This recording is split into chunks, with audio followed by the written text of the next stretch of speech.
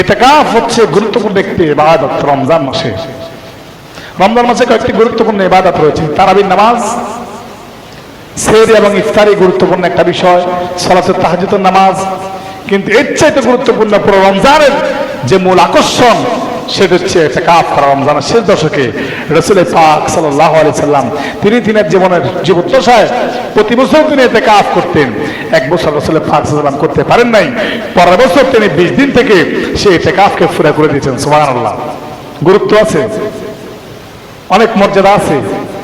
ইতিকাফ করার জন্য সবচেয়ে বড় সুসংবাদ হলো এই যে আমরা রমজান মাসে তারাবির নামাজ পড়ে যদি মসজিদ থেকে চলে যাই, ঘুমের মধ্যে যদি ঘরের মধ্যে যে আমরা ঘরে যে ঘুমাই যাই, অথবা কোনো জায়গায় ঘুমিয়ে গেলাম, সব থেকে মাহরুম হয়ে গেলাম, ইতিকাফ করা ব্যক্তি যদি মসজিদে ফজরের নামাজ এবং ইশার নামাজ জামাতে পড়ার পরেও সে যদি মসজিদে ঘুমিয়ে যায়, তো আল্লাহর হাবিব সাল্লাল্লাহু আলাইহি সাল্লাম বলেছেন অবশ্যই আল্লাহ তাআলা তারে লাইলাতুল কদরের সওয়াব দান করে দিবেন। সুবহানাল্লাহ। ইবাদত করতে পারলো না ইতিকাফকারী, কোনো প্রকার ঘুমিয়ে গেল, অনিচ্ছাকৃত নয়, ইচ্ছাকৃতভাবে অনিচ্ছাকৃতভাবে ঘুমিয়ে গেল, ইচ্ছাকৃতভাবে লাভ হবে না। কিন্তু ইতিকাফকারী মসজিদে অবস্থান করার কারণে আল্লাহ তাআলা সম্পূর্ণ লাইলাতুল কদরের সওয়াব তাকে দান করে দিবেন। সুবহানাল্লাহ। আবার ইতিকাফকারী সমাজের কোন সওয়াব থেকে বঞ্চিত হবে না। কেউ যদি মারা যায়, সেখানে জানাজার নামাজ হলো, জানাজার নামাজে সে উপস্থিত হতে পারলো না, কিন্তু আল্লাহ রাব্বুল আলামিন তারপরে তাকে জানাজার নামাজের সওয়াব দান করে দিবেন। সুবহানাল্লাহ। অন্যান্য যত ভালো কাজ, ওয়াইজালাহু মিনাল হাসানাতি কাআমিল হাসানাতি কুল্লিহা, আল্লাহ রাব্বুল আলামিন আল্লাহ রাসূল সাল্লাল্লাহু আলাইহি ওয়াসাল্লাম বলছেন সমস্ত ভালো কাজগুলোর একটা অংশ ইতিকাফকারী আমলনামার মধ্যে চলে আসবে। আর ইতিকাফ করতে হবে শর্ত শরায়েত মেনে, ইসলামের শর্ত শরায়েত মেনে ইতিকাফ করতে হবে। আপনি ইতিকাফ করবেন আবার ঘরে চলে যাবেন, ইতিকাফ কবুল হবে না। 10 দিনের জন্য আপনি প্রস্তুতি নিয়ে আসবেন, আপনার বিভিন্ন সরঞ্জাম ব্যাকআপ দেওয়ার জন্য লোক ঠিক করে রাখেন, আপনি ইতিকাফে আসবেন, কারণ ইতিকাফটা করবেন আপনি আল্লাহর জন্য। ইতিকাফ এটা খুবই গুরুত্বপূর্ণ একটা ইবাদত।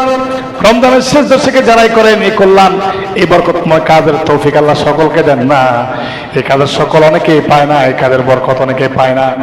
এই কাজের জন্য তৌফিক লাগে আল্লাহর পক্ষ থেকে। অনেক আলেম আছে আমরা নিজেরা আমরা সময় দিতে পারি না।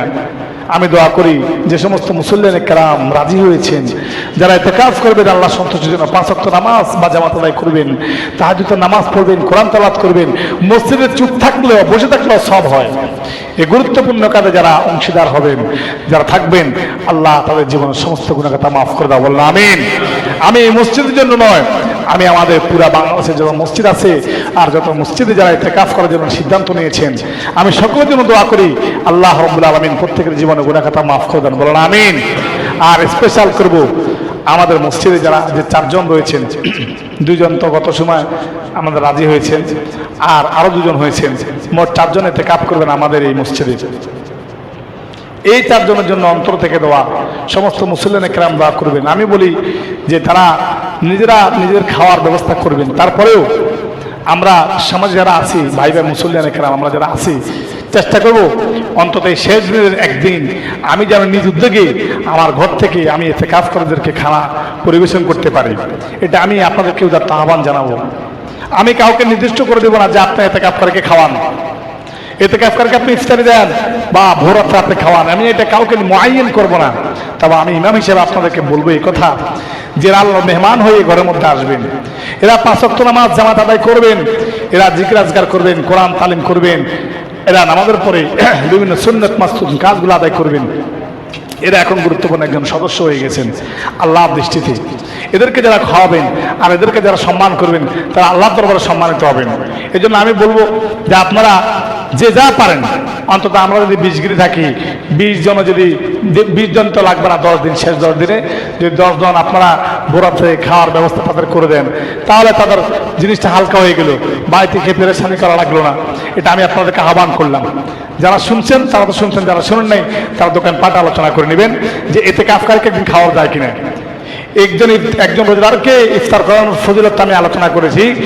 যদি আপনাকে খেজুর অথবা একটা পানি দিয়ে, 1 গ্লাস পানি দিয়ে যদি কেউ কাউকে ইফতার করায়, রাসূল পাক সাল্লাল্লাহু আলাইহি ওয়াসাল্লাম বললেন এইভাবে যে আমি তোমাদের একটা ফজিলতের কথা শোনাতে চাই।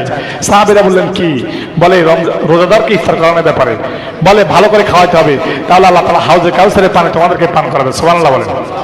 অনেক গরিব সাহাবী বললেন, ইয়া রাসূলুল্লাহ, অনেক গরিব সাহাবী এতরাজ করলেন, হে আল্লাহর নবী, মনে কষ্ট দিবেন না, আমার পিতা এবং মাতা আপনার জন্য কোরবানি হোক, কিন্তু আমরা তো গরিব অসহায়, আমরা কিভাবে তাদেরকে খাওয়াতে পারি, কিভাবে তাদেরকে ইফতার করাতে পারি? তখন রাসূল পাক সাল্লাল্লাহু আলাইহি ওয়াসাল্লাম বলছেন, তোমার কাছে একটা খেজুর নাই? আরে মিয়া, তোমার কাছে এক গ্লাস পানি নেই? যদি একটা খেজুর এবং এক গ্লাস পানির বিনিময়ে যদি রোজাদারকে ইফতার করাও, আল্লাহ তাআলা তোমাকে এই পরিমাণ সওয়াব দান করবে যেটা তুমি কল্পনাও করতে পারবে না। সুবহানাল্লাহ। আর আসলে পরিমাণ খাওয়ালে আল্লাহর হাবিব সাল্লাল্লাহু আলাইহি ওয়াসাল্লাম নিজে হাউজে কাউসারের পানি পান করাবে, যে 50,000 বছর মানুষকে সূর্যের নিচে দাঁড়িয়ে থাকতে হবে, ওই হাউজে কাউসারের পানি পান করলে সে তৃষ্ণা আল্লাহ তাআলা দূর করে দিবে। সুবহানাল্লাহ বলেন। ভাইরা আমার, এই জন্য আমি ইতিকাফ যারা করে তাদেরকে একটু সম্মান করবেন। সম্মান বলতে নিজের জন্য তা আপনি খান, আয়োজন করেন, একটু বাড়ায় আয়োজন করলে ইতিকাফকারীকে আপনি খাওয়াতে পারবেন। 4 জন একজনের প্রতিদিন করলে তারপরে এটা বিশাল একটা বোঝা হয়ে যাবে। একদিন করে সবাই সবার গায়ে নিলে এটা কোনো অসুবিধার কিছু হবে না। চেষ্টা করবেন। আমরা তো প্রত্যেকের জায়গা থেকে ইফতার করানো দরকার। আমি ইমাম সাহেব, আমি আমার মুসল্লিদেরকে খাওয়া দরকার, আমার মুসল্লিরা ইমাম সাহেবকে খাওয়ানো দরকার। এটা প্রত্যেকের দায়িত্ব, এটা একজনের নয়, প্রত্যেকের। কিন্তু আশ্চর্যের বিষয় হলো, আমরা এখন সমাজে এমন কিছু আলেমরা আছে, ইউটিউবার বক্তা আছে, যারা এই রোজার ফজিলতকে একবারে পুরো মাটি করে দিয়েছে, পুরো শেষ করে দিয়েছে। রমজান আমেজ শুরু হওয়ার আগে প্রত্যেকটা মানুষ বাড়িতে বাড়িতে লিস্টি করতো যে রমজানে খাওয়া, আমরা কত রমজানে খাওয়াবো, কার আগে খাওয়াবো, কিভাবে পরিবেশন করলে সুন্দর হয়, এই লিস্ট রমজান আসার আগে মানুষের ঘরে থাকতো। আর এখন এমন হয়েছে যে অধপতন হয়েছে সমাজের, যে মানুষকে খাওয়ানোর ব্যাপারে দুনিয়ার একতলাপ আমরা করি, দুনিয়ার ভুলভাল মাসলা, দুনিয়ার ভুলভাল ফতোয়া আমরা সেখানে উপস্থাপন করি। বাইরে আমার, রমজান মাসে রোজাদারকে ইফতার করানোর ব্যাপারে কোনো একতলাপ নাই। আপনি কেউ মারা গেছে, সেখানে 4 দিন ধরে অনুষ্ঠান করবেন, আমি সেখানে ইখতিলাফ করি। 41 দিন ধরে আপনি খাওয়াবেন, সেখানে আমি ইখতিলাফ করি। কিন্তু আমি রমজান মাসে কোনো রোজাদারকে খাওয়ানোর ব্যাপারে আমি ইখতিলাফ, কোনো উলামায়ে কেরাম করার দুঃসাহস করতে পারবেন না। ভাইরা আমার, তাহলে দুটো বিষয় আলোচনা করলাম। লাইলাতুল কদর এই পৃথিবীতে শ্রেষ্ঠ রাত, শুধু বছরের জন্য নয়, এই পৃথিবীর শ্রেষ্ঠ রাত হচ্ছে লাইলাতুল কদর। যে রাত্রে ইবাদত করলে, আল্লাহকে স্মরণ করলে, কিছুক্ষণ ইবাদত করলেও আল্লাহ রাব্বুল আলামিন 1000 মাস ইবাদত করলে যে সওয়াব, আল্লাহ তাআলা সেই সওয়াব আপনার আমলনামায় দান করবেন এক রাতের আমলে। সুবহানাল্লাহ। এক রাতের আমলে আপনি বনী ইসরাঈলদের, মুসা আলাইহিস সালামের উম্মতদেরকে আপনি অতিবাহিত করতে পারবেন আমলের দিক দিয়া। আল্লাহ, এই রমজান আমাদের জীবনে কারো শেষ রমজান হতে পারে, আগামী রমজান আগে আমরা হয়তো অনেকে মারা যেতে পারি, ইন্তেকাল করতে পারি। আল্লাহ, এই রমজান হয়তো আমার জীবনের শেষ রোজা হিসেবে পরিগণিত হতে পারে। এই লাইলাতুল কদর যেন আমি ইবাদত করতে পারি, সেই তৌফিক দান করো, বলেন আমিন। সকলে বলেন আমিন। আর ইতিকাফ আজ যে 2 জন করবেন, ওনারা কে?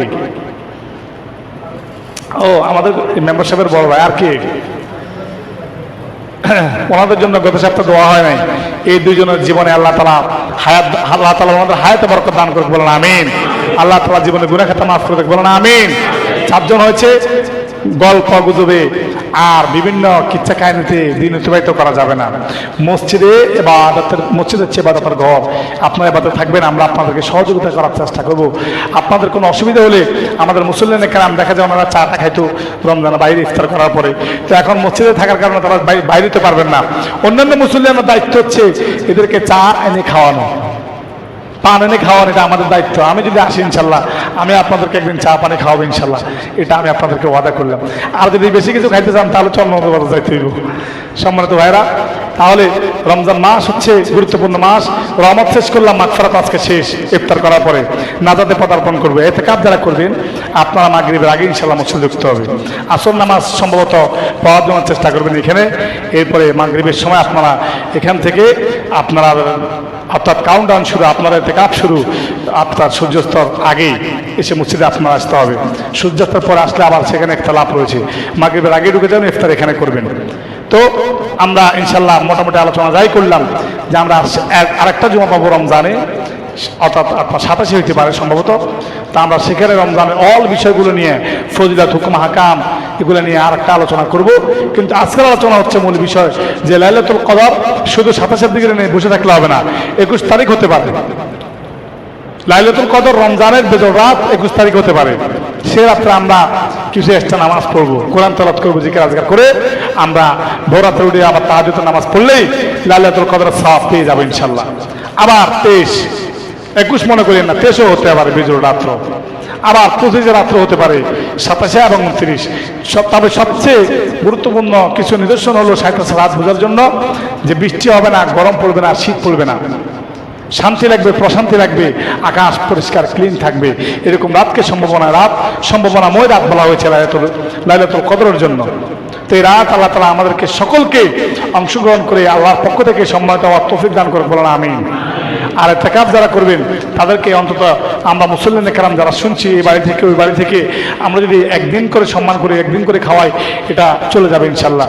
আল্লাহ তাআলা যে কথাগুলো বলেছি আল্লাহ তাআলা আমাকে এবং মুসল্লিন কেরামকে আমল করার তৌফিক দান করে, বলেন আমিন। ওয়া আখিরু দাওয়ানা আলহামদুলিল্লাহি রাব্বিল আলামিন।